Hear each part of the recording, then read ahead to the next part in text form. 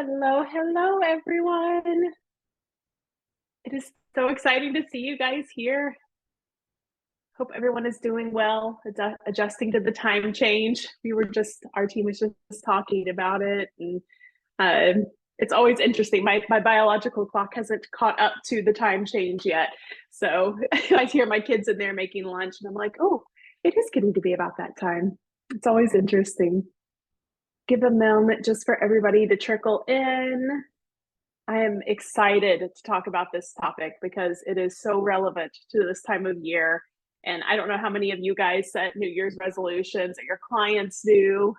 This time of year can be particularly challenging as the motivation and excitement of those wear off. And how do we best support them in that? So we got lots of tips and tricks in here to go through. So really excited to dive into that. Good. Well, I see a bunch of people have made their way in. I'm sure we'll have a bunch more coming in the next few moments. That's okay too.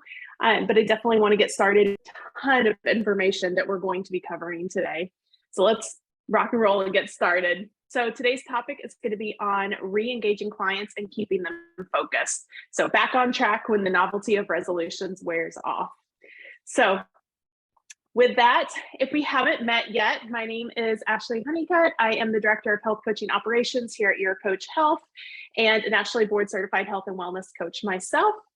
And also, if you're not familiar with us at YourCoach yet, let me just take a quick moment to introduce YourCoach. We are the ultimate all-in-one platform designed specifically for health and wellness coaches. With YourCoach, you'll have everything that you need in one place to manage your practice. That's everything from chat and video sessions to session notes and a library of resources. It's all HIPAA compliant.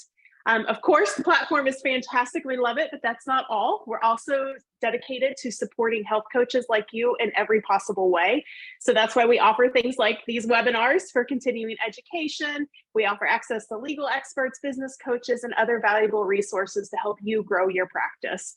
And what makes us stand out is that we're the only behavior change operating system powered by health and wellness coaches. So that means we're working with organizations across all these different industries to show them the amazing value that health coaching can bring to their clients, their members, and their talent.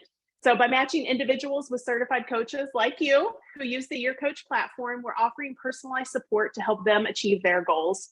Through these partnerships, we've created a global health coaching ecosystem that empowers coaches to reach even more people.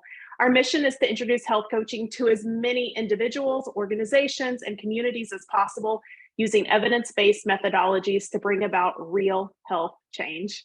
As we move towards a well-care system, health coaches like you are leading the way towards a more holistic approach to health.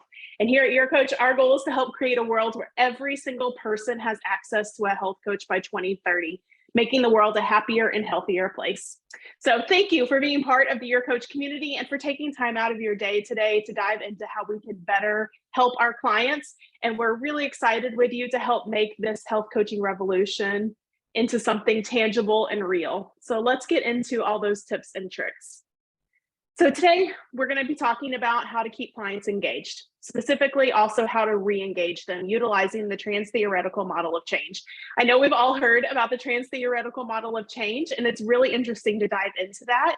But the Transtheoretical Model was developed by psychologists James Prochaska and Carlo Di Clemente in the 1980s, and it's been widely used in the field of health coaching to help clients make positive changes in their health behaviors. It's been called arguably the dominant model of health behavior change, having received unprecedented research attention by Christopher Armitage in the British Journal of Health Psychology. So in other words, it's kind of a big deal. The model consists of 5 stages of change: pre-contemplation, contemplation, preparation, action, and maintenance. It suggests that people may move through these stages in a non-linear fashion. So that's why you'll see the circle here, because it's pretty frequent that we kind of bounce around, and it's not just a circle. You'll see also the arrows in the middle. We can bounce around to all those different stages of change. And especially in the early stages of change, there's a lot of movement there sometimes. It also proposes that change is a process that happens in these stages, with each stage having its own unique set of characteristics and challenges. So as health and wellness coaches, understanding the Transtheoretical model can help you better support your clients. And there's lots of ways to assess client readiness for change, which I'm sure you're familiar with lots of them. There can be things like standardized tools such as readiness to change questionnaires, open-ended questions to help explore client thoughts and feelings about change, or just simply observing their behavior and their communication. Motivational interviewing techniques like reflective listening and affirmations help resolve ambivalence, and they can help you tailor coaching to the client's stage of change for that effective support and guidance. And that helps them move through those stages of change by providing education and resources, help them set goals, and offering support and accountability. You can also help clients develop strategies for getting back on track after a setback, because those are perfectly normal and they will happen along the way. And then we can celebrate progress no matter how small. So we're going to explore this trans-theoretical model and how we can apply it to keeping clients engaged and motivated and re-engaged as necessary along the way in their behavior change journey. So let's get started with the very first stage here. So the first stage is pre-contemplation. Now, you may or may not experience clients in this stage. Typically, clients who come into coaching and are reaching out are already contemplating change. But if you're working with a clinic where referrals are made for coaching, or perhaps a client recommends their partner work with you, which I've had happen in the past, or you encounter clients in the pre-contemplation phase because they've already completed their phase of change and they're in maintenance for another behavior that they're working on, and now they're kind of bouncing around this idea of maybe change or another barrier to their wellness vision, then you may find them in this pre-contemplation phase. So this stage is where individuals are not necessarily aware of a problematic or unhealthy behavior, and they have no intention of changing it. So they could be slightly defensive or resistant to suggestions that they should change their behavior. So the key challenge is to raise awareness about the problem and encourage the individual to consider the change. This is a tricky balance here. We want to be careful. Pre-contemplators frequently undervalue their benefits of change while exaggerating the drawbacks, and they're often unaware that they're even doing so. So you may hear things like, I don't need to change, or I can't change. And it's crucial for the coach to meet the client where they're at, especially during pre-contemplation. So many of our clients will teeter on the edge of pre-contemplation and contemplation regarding a certain change. And you'll know they're on the edge simply because the client raised the topic up in conversation with you, while also simultaneously expressing an aversion to change. So it's this funny thing. They're kicking around this idea, but also trying to talk themselves out of it at the very same time. So we're going to humanize this a little bit, and we're going to look at two different potential clients that are in this pre-contemplation phase. So first, we're going to have John. Now, at this stage, John's doctor has recommended that he eat a healthier diet and he exercise more. John doesn't see why, because he feels just fine. And he may not even be aware that he has certain risk factors for heart disease, or he may not have any intention of changing his behavior. He's just happy with the way that he's living his life. Now, the health coach may work with him to recognize the need for change through education or through raising awareness. And you can do this by asking John things like, what are some of the reasons your doctor feels so strongly about adding exercise into your life? Or ask him to complete a health questionnaire to identify areas where he can improve his health. And through this process, John could realize that his sedentary lifestyle and poor diet are contributing to his high blood pressure and risk for heart disease. At this point, we're just asking questions, and we're diving into the why and the what if. And we can also consider Sarah. Now, Sarah may not be aware of the risks associated with smoking and may not have any intentions of quitting. So as a coach, we can come to her and say something like, sometimes it helps to get all of the pros and cons out where we can see them. Now, we always want to ask permission here first, right? Would it interest you to brainstorm a list together? If she says yes, we can say, so what are the positive effects smoking cessation would have on your life and your relationships? And next, what are some positive effects you experience or will continue to experience by staying the same or keeping smoking as a part of your life? We can also do a vision exercise with Sarah about her life, say 30 years from now, and explore how her current habits are supporting her vision or not supporting her vision, as it were. By meeting the client where they are, we can celebrate the fact that they've reached out for support just by simply having a health coach. Then we can create a collaborative and a supportive relationship where that client has something tailored to their specific needs and their preferences, all without any judgment. So this approach can both increase the client engagement and motivation, as well as improve the likelihood of successful behavior change down the line. So in pre-contemplation, every single stage of the trans-theoretical model is going to have some common challenges. So for this particular stage, those can include things like a lack of awareness. So clients may not yet recognize the negative consequences of their behavior, and they may not see the need for change. Could also be a lack of motivation and direction. Where do they even start? It could be a resistance to change. So clients may feel comfortable with their current behavior and may be resistant to making that change. They could also experience a little bit of externalizing blame. So this is where clients may blame external factors such as genetics or their environment for their behavior, and they may not be yet in a place where they're ready to take responsibility for their actions.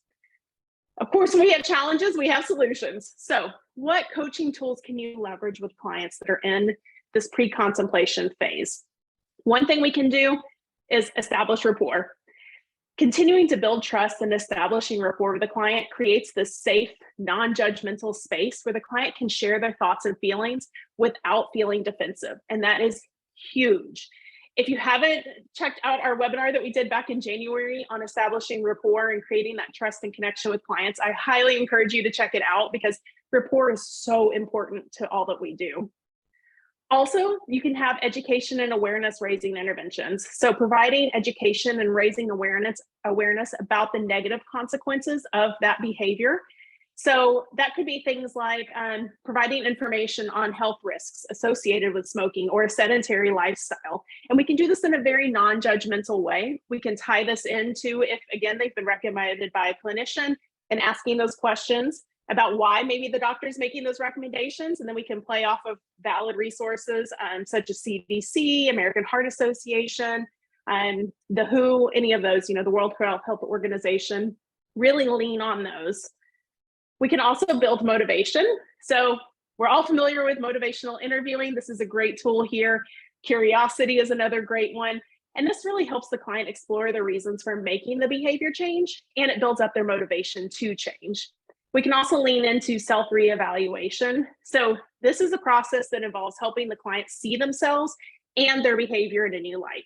So this could be a little tricky. This is something that we really have to be intentional with. And you can use this both in the pre-contemplation and all the way through the preparation stage by helping the client identify their values and their goals related to the behavior change.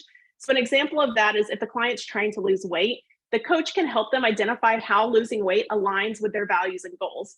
And we want to meet the client where they are with that. And again, meeting the client where they're at is such a key principle of health coaching. And it involves tailoring the coaching approach to the client's unique needs, their preferences, their circumstances.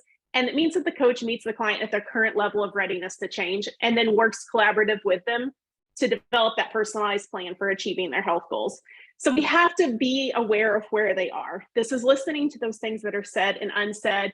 It means taking into account their current health status. It means understanding their knowledge, their beliefs, their attitudes about health and wellness, understanding life circumstances and social context, any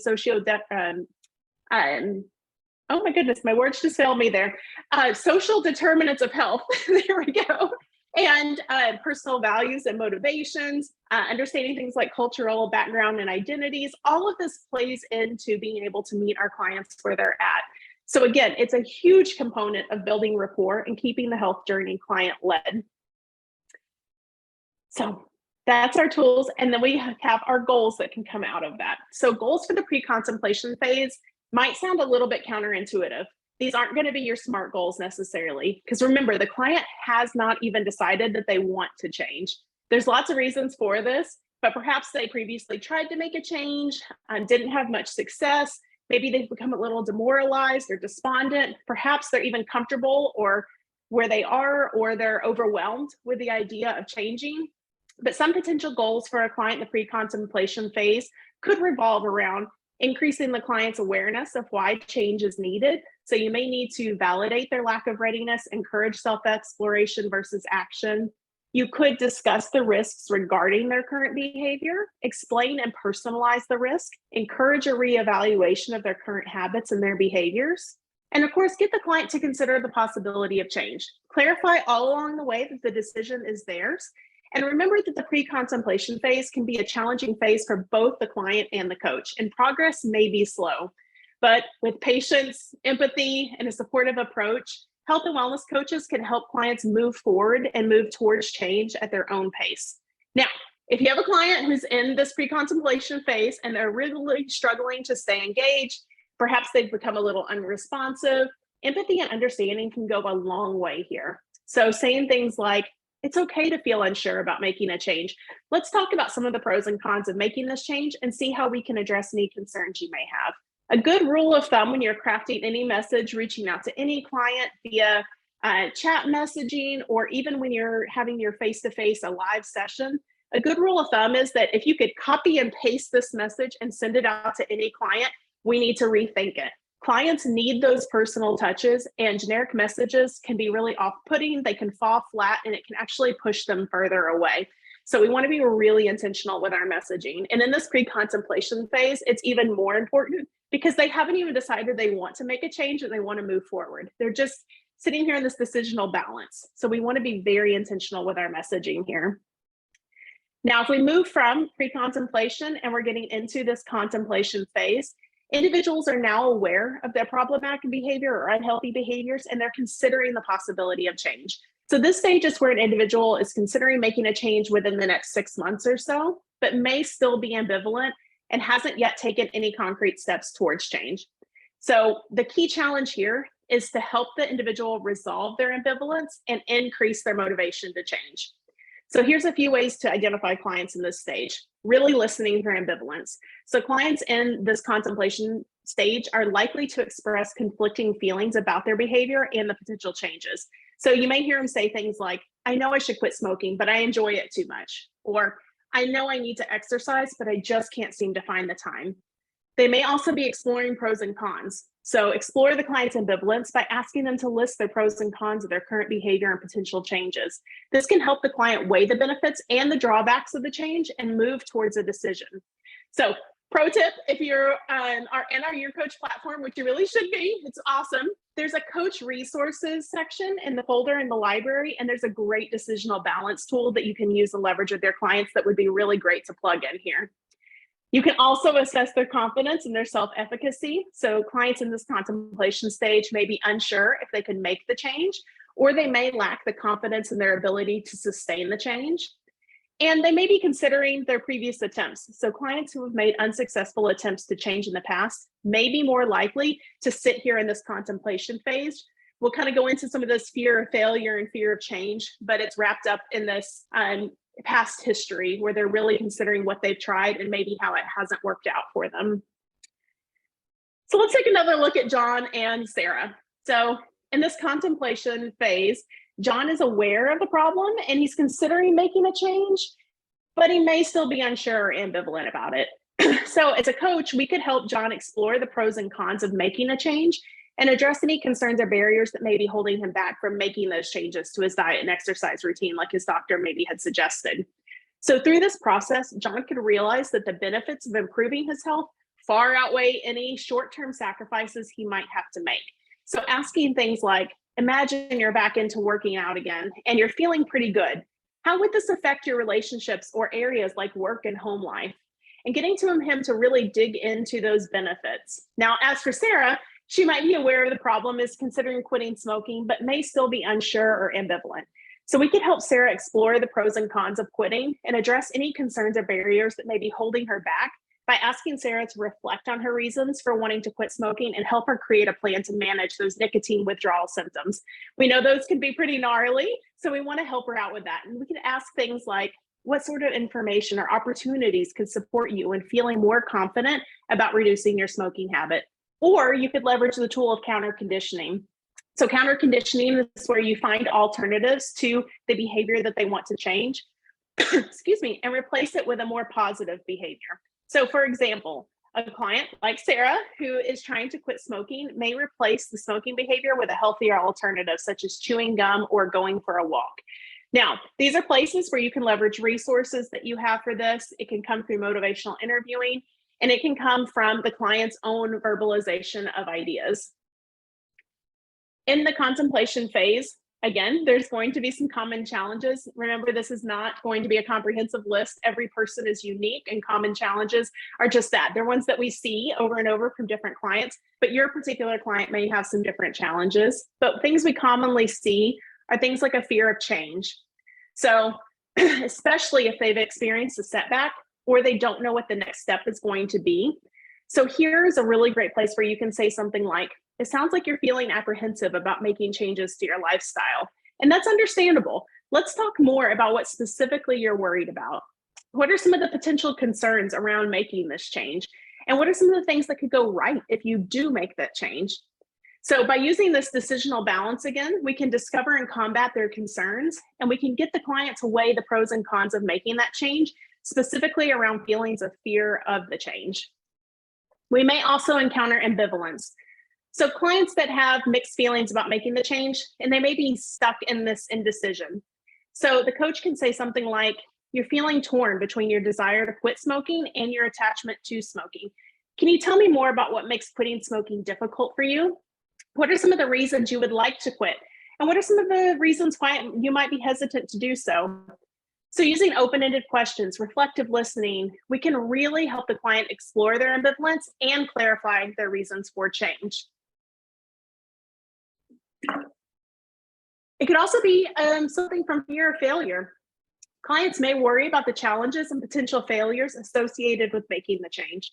So saying something like, you're feeling discouraged about making changes, especially since you had difficulty sticking to your plan in the past. Let's talk more about what might be different this time around. What are some strategies you can use now to overcome the challenges that you faced in the past? Again, we're exploring confidence, we're exploring that planning phase, and we can really help the client develop a sense of self-efficacy and create a plan that feels achievable and motivating to them. And finally, it could be from a lack of confidence. Clients may doubt their ability to make a change, and they may feel overwhelmed by the process. So saying something like, it's normal to feel uncertain or overwhelmed when you're trying to make a change, especially if you're not sure where to start. Let's break down your goals into smaller, more manageable steps. What are some small changes you can make to your routine that feel achievable right now? And how can we build on those successes to create momentum and self-confidence? By exploring the confidence and eliciting their ideas, the coach can help the client identify concrete actions that they can take to build their confidence and motivation over time. So these are some of the challenges. Now, of course, we're going to have some solutions, right? So these are the coaching tools we can leverage. And I apologize, you guys will see me taking lots of drinks of water. If anybody is in the South, they know that this is pollen season, which means it is raining yellow pollen. And my allergies sometimes get the best of me. So lots of water. And I sympathize to everybody else who is dealing with the pollen right now. Let's dive into those coaching tools. First one is exploring motivations. Help the client explore their motivations for change by asking those open-ended questions and encouraging them to reflect on their reasons for considering change. So we can do this through things like our wellness visions. We can do this through building rapport, maybe even motivational interviewing here, but really diving into what does this change mean to them. We can also identify barriers. So identify those barriers, those obstacles to making a behavior change, and explore the strategies for overcoming them. Again, motivational interviewing is huge here. We can also build their confidence. Build confidence and that self-efficacy by focusing on their strengths and successes, providing positive feedback, and setting realistic goals. You could leverage a life mapping exercise here. You could use the Wheel of Life to draw on successes from other areas, or you could do a strengths-based session to really pull into their individualized strengths. You could also encourage small steps. Encourage the client to take small steps towards making their behavior change. So this could look something like suggesting that a client try a new healthy behavior for a week or two, and then evaluate the experience before deciding whether to continue. So here they could journal, they could check off successes in their goal tracker. Again, you can use the awesome goal feature within the YourCoach platform where your clients can check right off on their goals. This is a very tangible step, lets them visually see that they're making progress, lets them be able to go back and really build that self-efficacy by seeing all the things that they've done really well, and it provides you feedback for some of the later stages of change as well. We can also use decisional balance. So this is going to be weighing the pros and cons of behavior change and determining whether the benefits outweigh the costs.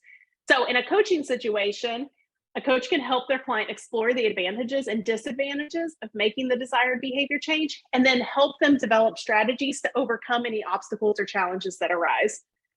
So in this phase, in contemplation, what type of goals typically occur here? So this is the point where the client has become acutely aware of the pros of making the change, and they're also keenly aware of the cons of it. So really balancing the costs versus the benefits, that can lead to ambivalence mixed with those contradictory feelings, and that can cause the client to become stuck, often for extended periods of time. That's not what we want. It's what I lovingly call the analysis paralysis. And I know I can get stuck in that too. And I see it happen with a lot of clients. So we're considering the pros and cons of the existing behavior, weighing the pros and cons, and then we can tie that to their wellness vision when possible and identify those obstacles to change. But it's our job as a coach to keep that conversation moving forward and not allow them to just sit in that analysis paralysis. And again, this could be a point where clients can sometimes drop off because they're like, man, I'm just talking in circles. I can see the pros, I can see the cons, but I'm just going to sit here and think about this for a while. Well, it's definitely okay for them to think about it. As coaches, there's a lot of questions that we can ask in there.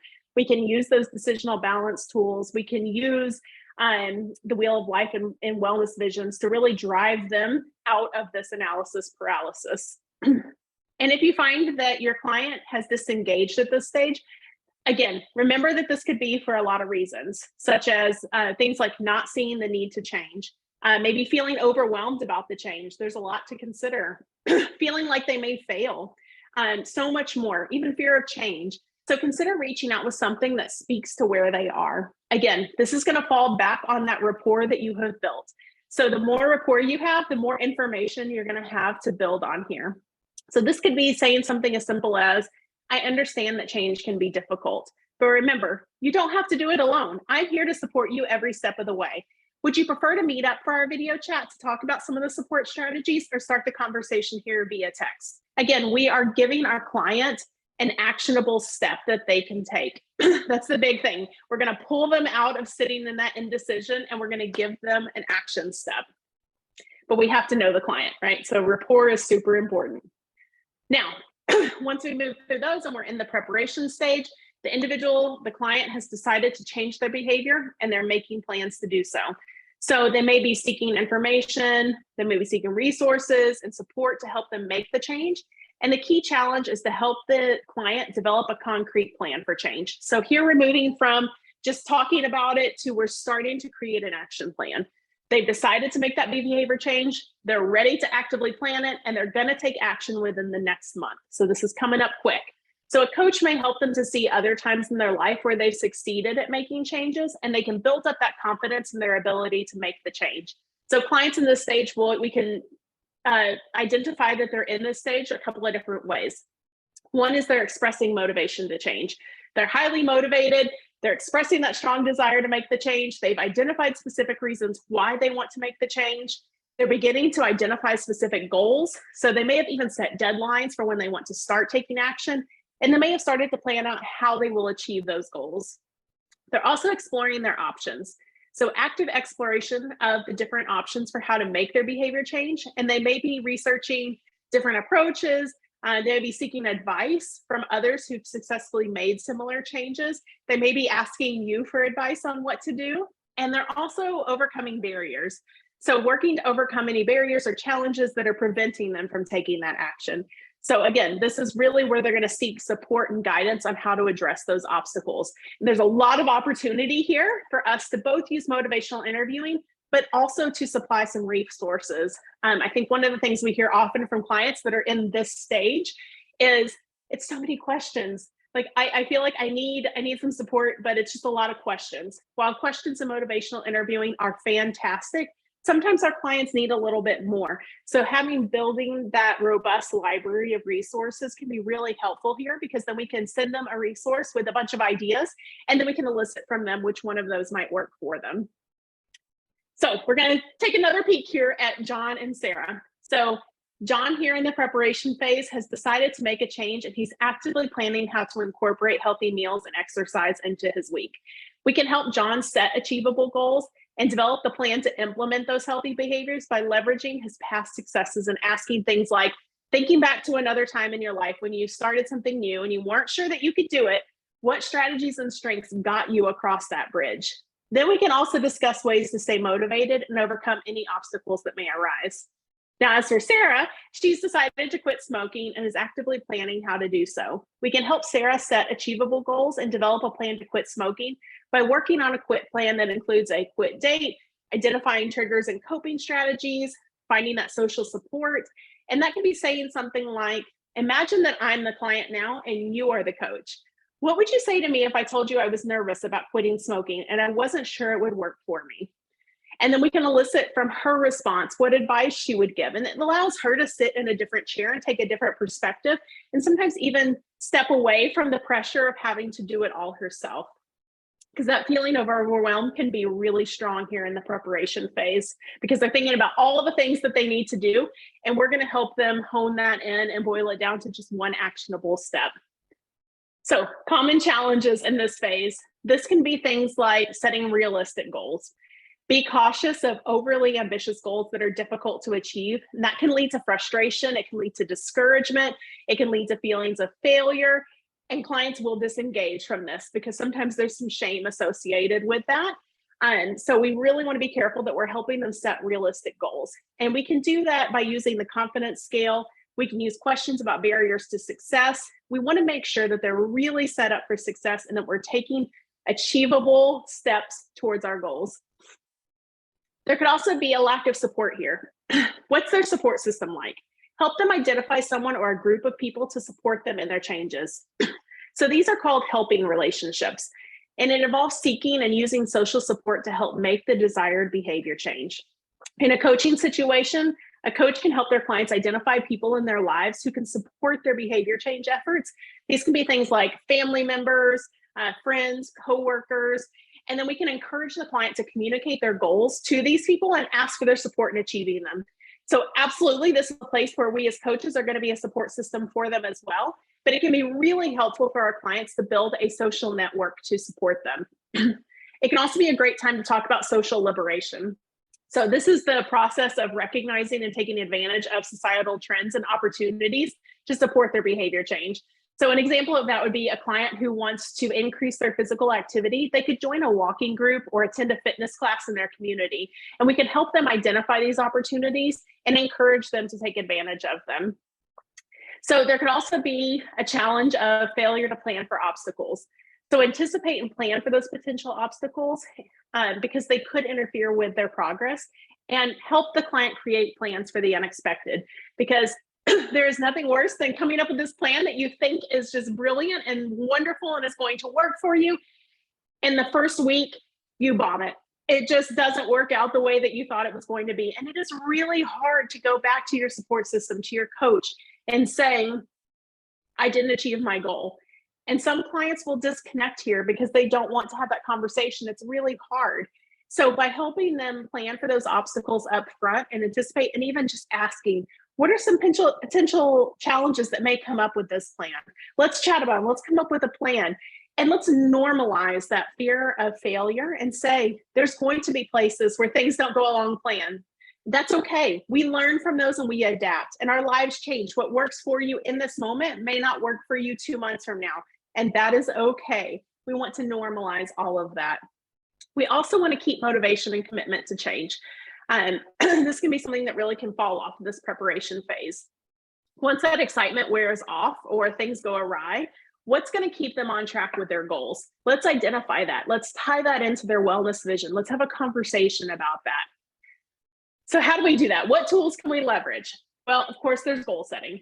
That's always the first one we come to, right? We can work with the client to set specific, measurable, achievable, relevant, and time-bound goals, SMART goals, right? Like we all know SMART goals, and they are a wonderful way to move through this behavior change. And they can help the client break down their goals into smaller, manageable steps. So provide a mechanism for tracking these. It's really important that clients see a visual indicator of their success, and they have a place to provide feedback about it. Again, you can do this right within the YourCoach platform. There's also action planning. Develop a plan for how they will take action towards their behavior change goals. So this is, again, going to be things like identifying potential obstacles and brainstorming strategies for overcoming them. We're also going to work on that skill building here. Support the client to develop a plan by providing education on those healthy behaviors. Give them resources for specific techniques for managing stress or craving. Again, this is where you really want to build up a robust library of resources, or help the client develop their problem-solving skills. So this is going to be that resilience, that self-efficacy. We want to help them develop that. We also want to provide support. So offer support and encouragement to the client as they work towards their behavior change goals. So this is going to be regular check-ins. Hopefully early on in the conversation, You have set up what the cadence is going to look like for these check-ins, and your client knows what to expect. So we can make sure that we're checking up on them when we said we were going to do it, right? That builds trust. We want to celebrate successes. So we've already talked about having this visual reminder of the goals. As you see your client checking off their progress on it, take a moment to celebrate those successes. Take a moment to let that client be seen.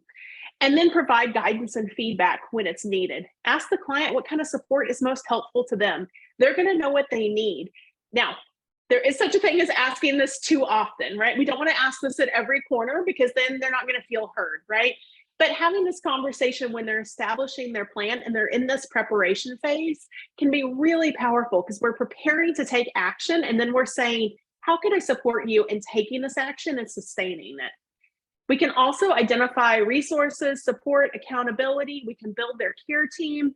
And so while you can certainly be a part of this and be a part of their care team, and health coaches are immensely powerful as part of that care team, it can also be really helpful to have the client build out their own care team and identify what resources, support, what accountability they need to be successful. Leverage your library of resources.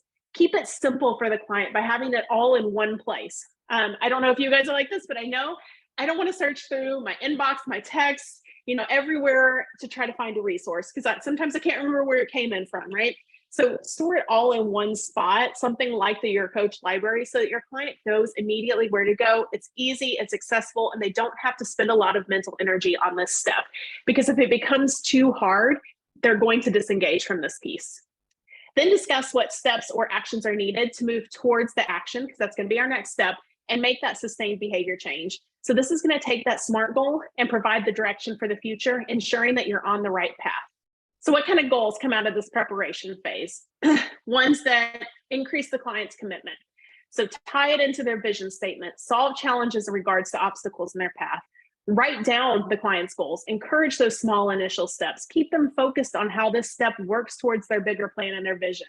These can absolutely be SMART goals in this stage. We also want to develop a change plan, help them identify their social support, verify that they have those skills they need for behavior change, support them in those areas that they need more work. This can be things like, I'm excited to see you taking action towards your health goals. Let's continue to plan and prepare, and I'll be here to support you every step of the way. What is one thing that's going really well right now? Now, remember, if your clients have disengaged in this stage, they're at the point where mentally they've made the decision that they want to take action. And if they disengaged, it's probably because they're feeling overwhelmed about it. So sending a message, letting them know that you're here to support them, and referencing back to the action they want to take, and just saying, I know it can feel overwhelming, or I know that this can be a lot to take in. Let's back up for a minute and let's see what's one thing that's going really well, or what is one benefit that could come from this, and recognize that maybe they're not quite ready to jump from that preparation stage to that action stage. This is where knowing your client, building that rapport for them, and really understanding where they are is huge. It's going to help you craft that personalized message. Again, remember, if we could send this message to any client that we have, it's not the right message to be sending out. It needs to be personalized to that particular client. Now, if we get through that and we're into the action stage, this is where clients are actively making changes to their behavior. They're putting that plan into practice. So they could be using a variety of strategies, things like self-monitoring, goal setting, reinforcements, and this all helps them stay on track. And the key challenge is to help the client maintain their motivation and their commitment to change. So this action stage, it's where we're making the behavior change and we're actively doing all the things and we're consistently practicing the desired behavior, but we've been practicing it for less than 6 months. So it's still relatively new. So clients in this stage are typically reporting changes in behavior. So they're reporting specific things that they have done to change their behavior, such as eating healthier foods, exercising regularly, quitting smoking. And we can have this conversation with our clients and ask them to report on their behavior change, on any progress that they've made. Again, this is another place where we can normalize things not going according to plan. So we can ask, what's working really well for you? What is one tweak we need to make next week to make this even easier for you? Clients can also be using self-monitoring tools in this place. So things like tracking their mood through a mood journal, or maybe they're tracking their exercise habits through their Apple Watch.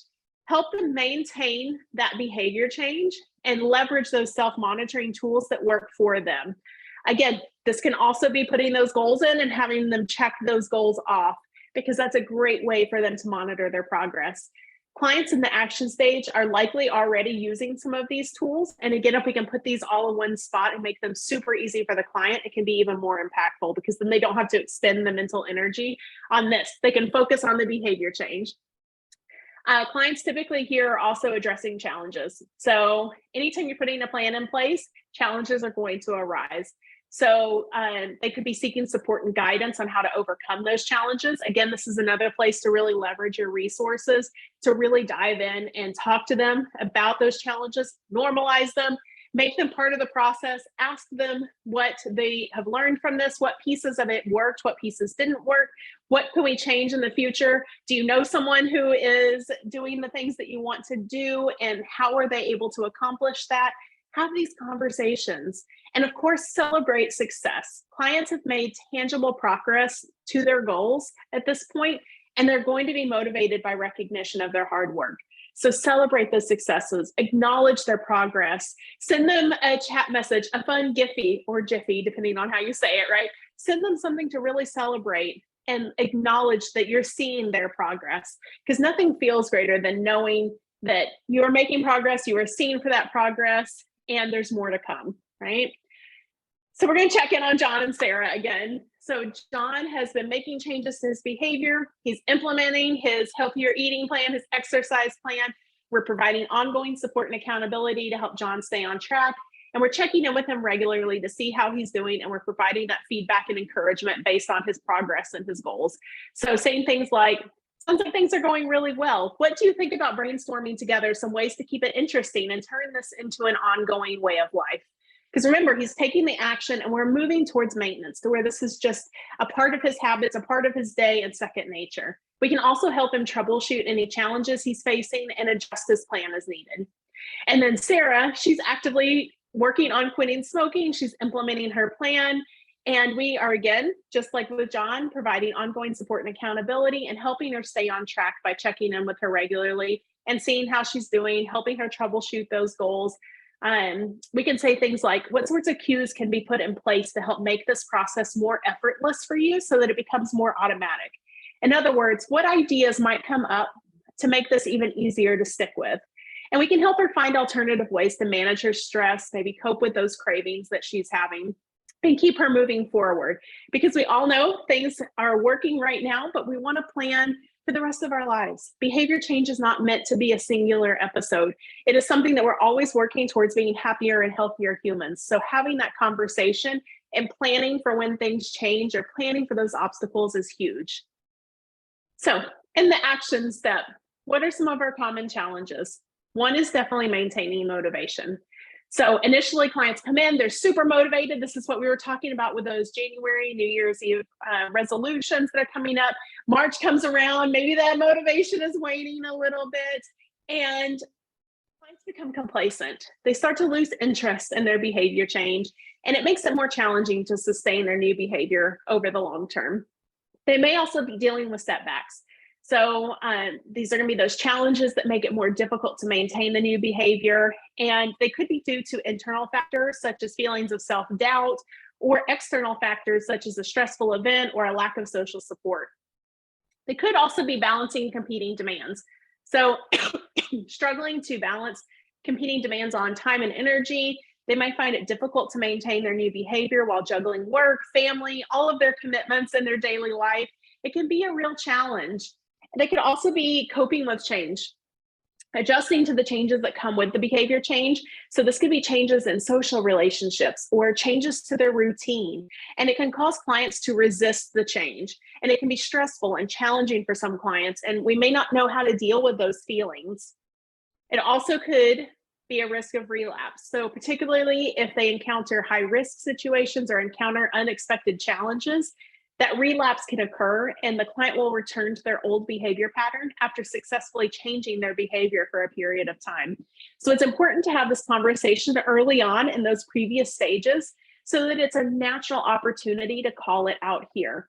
When clients know that relapse is a normal part of the process, it's a normal part of being human, they're less likely to internalize it as a failure and let shame drive them away from the coaching relationship. I think shame in the coaching relationship is something we don't talk about nearly enough, but it happens because we have this pressure. I lovingly call it the Pinterest generation, if you're of the same generation as I am, where we kind of see these highlight reels and we see the best of everything. And we haven't quite normalized that failure, that it's okay to not be perfect at everything. And they let the shame, and we do, I say they, it's me too, but we let this drive us away from these real behavior change because we're like, oh, that didn't go according to plan. It didn't do like I thought it was going to do. I didn't perform as well as I thought I was going to. So this didn't work for me. And I don't want to have this awkward conversation with my coach and tell them that this plan that we worked so hard on together wasn't the right plan for me. And it will drive them and give them the opportunity to step away from the coaching relationship. And obviously that's not what we want. So what can we do? There's a couple of things we can do here. So one is definitely supporting maintenance. So we haven't gotten to maintenance yet, but we want to develop strategies to maintain the behavior change over time. So this is going to be setting those new goals, having that wellness vision and that direction of where we're going, and letting them know that although our path may change along the way, the destination doesn't, right? So if I know that I want to exercise more and be healthier, and I commit to, so one of my great loves in the past was CrossFit, and I say, I'm going to CrossFit 5 or 6 days a week. And that works really well for me for 3 or 4 years. And then all of a sudden it stops serving me for whatever reason. I could have some shame and some guilt around that. Like, man, this has worked for so long. Why is it not working anymore? But realizing the goal was never to CrossFit 5 or 6 days a week. The goal was to exercise more and be healthier. So maybe now that looks like walking daily. Maybe it looks like doing yoga. We can change our path, even though the destination in our wellness vision maybe hasn't changed. So normalizing that. We can establish that support network. We can address any relapse triggers. If we know that stress is, we're trying to eat healthier, but stress makes us want to reach for the ice cream and eat a pint of it, right? So we can talk about what can we do when that stress gets high. And again, this can happen through wellness vision mapping, check-in questionnaires, and of course, motivational interviewing and keeping that conversation rolling. The longer you have these lapses in conversation, the harder it is to pick it back up. So if we're having a conversation with our clients, keeping that cadence of responding regularly is really important. We can also address setbacks. So any setbacks or slip-ups that clients can experience while trying to maintain or start that behavior change. So clients in this action stage in particular can be discouraged by setbacks, but we can come in and we can help them reframe that experience as a learning opportunity. So we can do this through our reflections and of course through reframing exercises. We can also encourage ongoing self-monitoring. Encourage the client to continue using self-monitoring tools to track their behavior change and evaluate their progress over time. We can revisit goals, revisit all of those goals that you've made. That's why I was talking about it's so powerful to have a visual of those goals and have a place that you're tracking them, because it's really powerful to go back and revisit them. It's really easy to think you haven't made any progress until you go back and actually look at what has happened. So this can be a really powerful opportunity. So clients in this action stage, they may have achieved their initial goals and they may be ready to set new ones to maintain their progress, and being able to go back and see the path that they've taken, see those written goals with their notes, celebrate those successes that they've had, and look at feedback for maybe things that didn't go according to plan so that we can set them up for success even better with those future goals. And of course, we touched on this a little bit, but self-liberation, right? This is that where a client believes that they can change their behavior and they're taking action to make their change. And that belief is such a huge part. So we can use this process like we talked about in that preparation stage and here in the action stage by helping the client set their goals and take the steps to achieve them, really grounding the client in their affirmation and belief that change is possible and the action steps are achievable. And we can do this through, again, vision exercises are really powerful, having them envision what it will look like when they reach their goal, or having them envision what life will be like when they take this next step. We can do mindfulness exercises, and of course, go through the process of setting SMART goals. That can be really powerful here as well. So what kind of goals are typical in an action stage? These are going to be your SMART goals. usually, not always, but usually. And this is undeniably the most powerful stage to use the SMART goals because they're actually ready to take that action and they're doing it. So here in that preparation phase. So we're going to implement the plan, the who, the what, the when, the where, all of it. Every action the client takes towards their plan, it builds self-efficacy and it creates and generates this vote for a happier, healthier human that they want to become, right? Every time we take an action and we move a step closer to our goals, we're casting that vote for who we want to be. We can also revisit and revise the plan if needed. Again, normalize this. It's perfectly normal. We don't always get it right on the first try. We learn, we adapt, we overcome.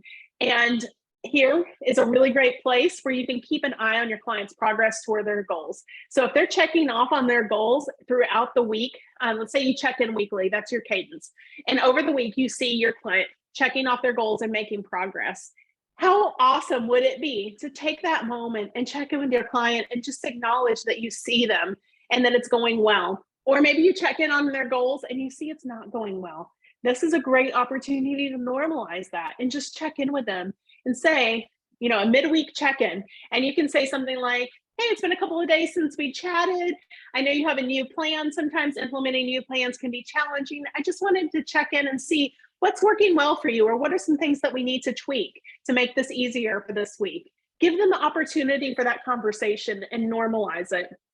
Again, if we let this go on and we check in weekly, a week goes by, the client hasn't checked off on any goals, and we just kind of let that go and don't have that conversation, it's really hard for the client to re-engage because some of that fear of failure, that shame, that disappointment sets in.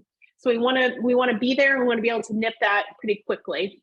We can also overcome difficulties and maintain commitment. So here we're bolstering that self-efficacy for dealing with obstacles. We're combating those feelings of loss or failure and reiterating the long-term benefits, all tying this to the wellness vision whenever possible. That makes it personalized and individualized. And that way it doesn't apply to every client, right? They can feel like this coach really sees me. They see my plans and they're here for me. And we can, of course, reward successes. Talk about, this is reinforcement management at its finest. This is where we're providing incentives for positive behavior change, and we're reducing or eliminating the rewards for any unhealthy or problematic behavior. And it can be a really awesome tool for success. So this could look like a coach could help a client establish a system of rewards for meeting their behavior change goals. So things like one of my personal favorites, treating yourself to a massage, or maybe buying a new workout outfit when you've succeeded in so many days or weeks of your new goal. And this action stage, clients can disengage for a few common reasons. So because they're taking action, maybe they're doing really, really well, and they feel like they can handle things on their own. And that's awesome. That's great. But often there's these things that come up later with relapse or with their life changes, and all of a sudden the plan doesn't work anymore, right? So being able to continue that conversation, we never just want coaching to end. We want it to be intentional, right? We want to have that conversation.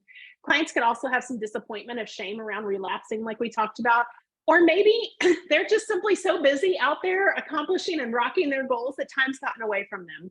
This is where it's going to be huge to know the why and have that rapport with your client to understand where they're at. And it's going to help you craft a reach out that's personal and applicable to them. So maybe the client wants to adjust the cadence of communication because things have gotten really busy, and that's okay. Maybe they need support in a different way. Maybe chat was working great for them, but they need another video session because they really need to chat out some things. So being able to have that communication is huge.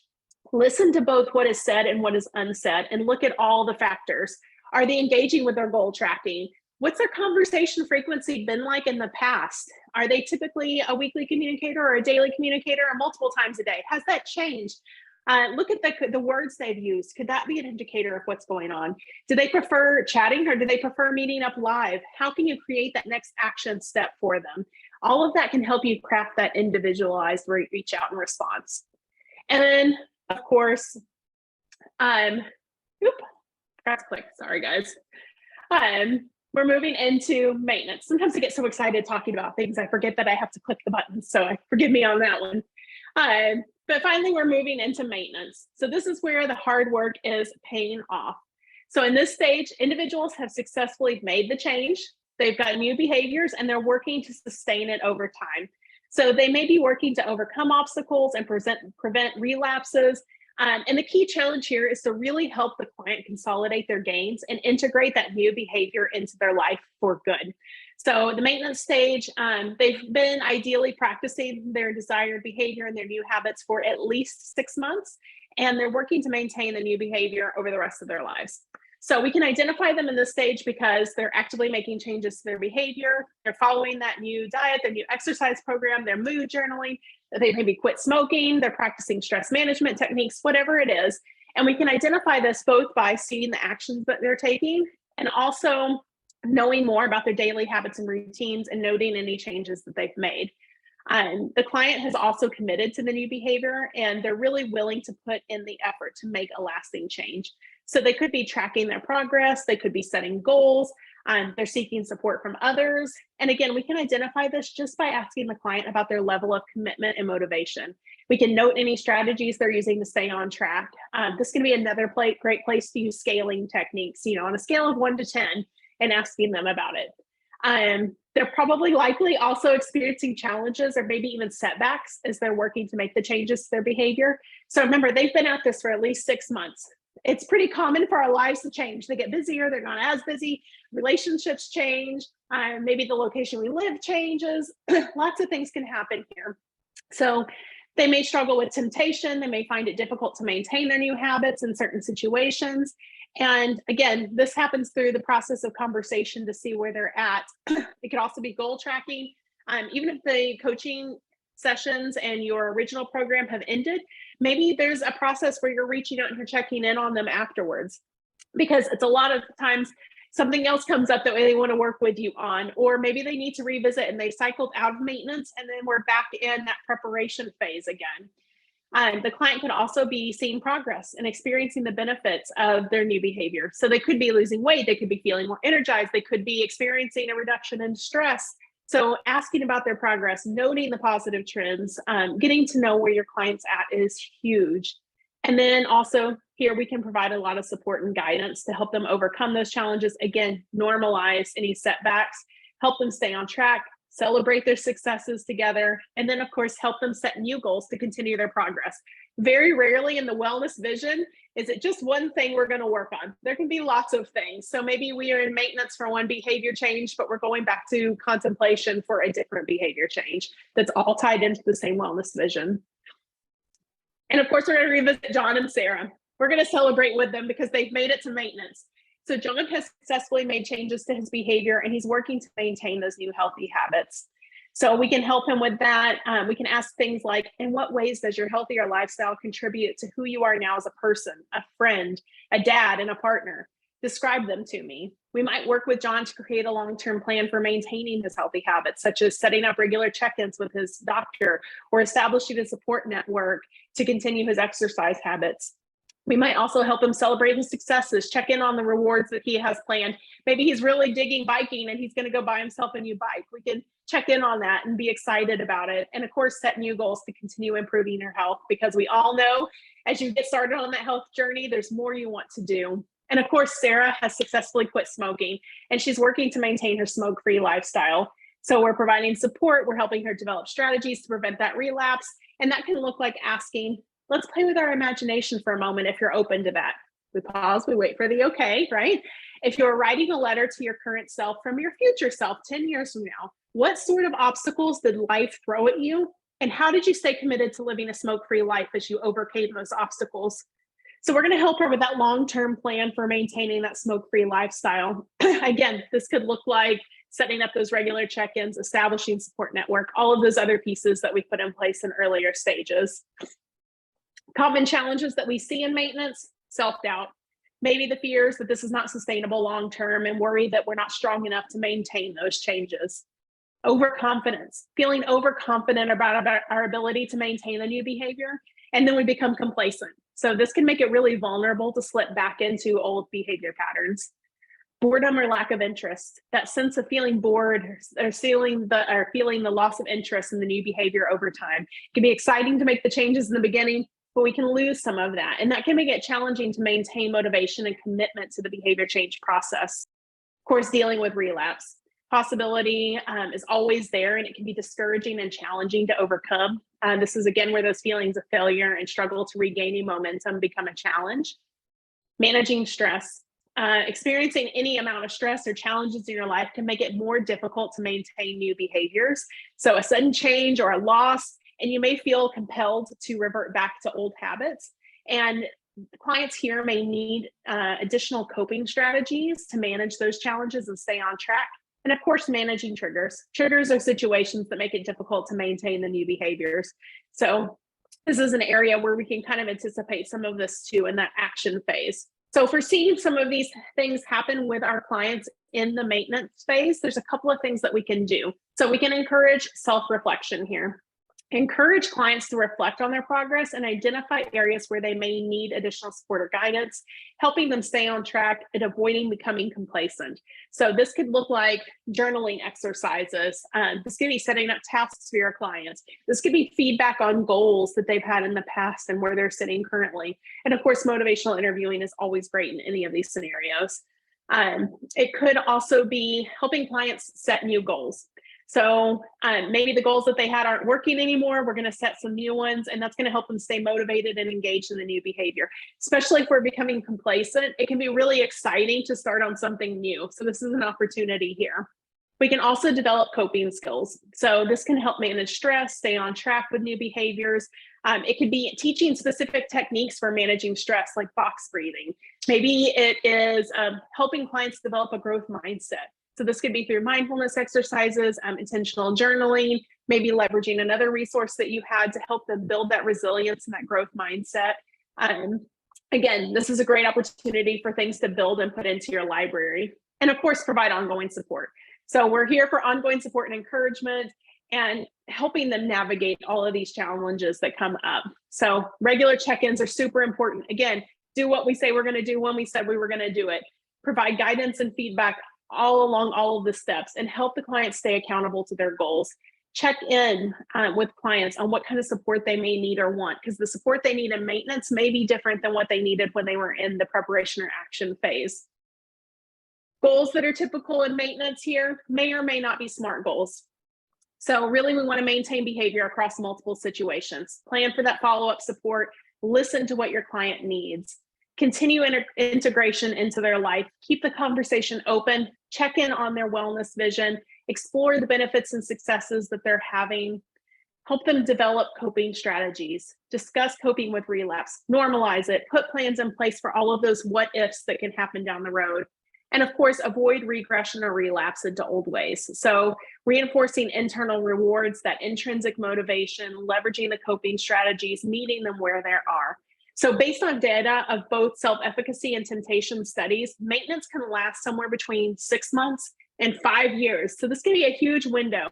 And this is a good point to chat about how other areas in their life are going. So call back to the wheel of life if you use that, chatting about their wellness vision and uncovering next steps, or maybe even deciding that the client is ready to conclude their coaching relationship for right now. But keep the conversation open, keep it relevant, keep it client focused always, and they will tell you what they need. The client should never be surprised in these scenarios. Rapport is huge. I know we keep saying that, but it is such a big piece of the puzzle. So again, if you didn't check out the webinar in January, go back and check that one out, because the more rapport you build in the beginning, the easier this maintenance phase is going to be, and really all of the phases. That was so much. It was so good.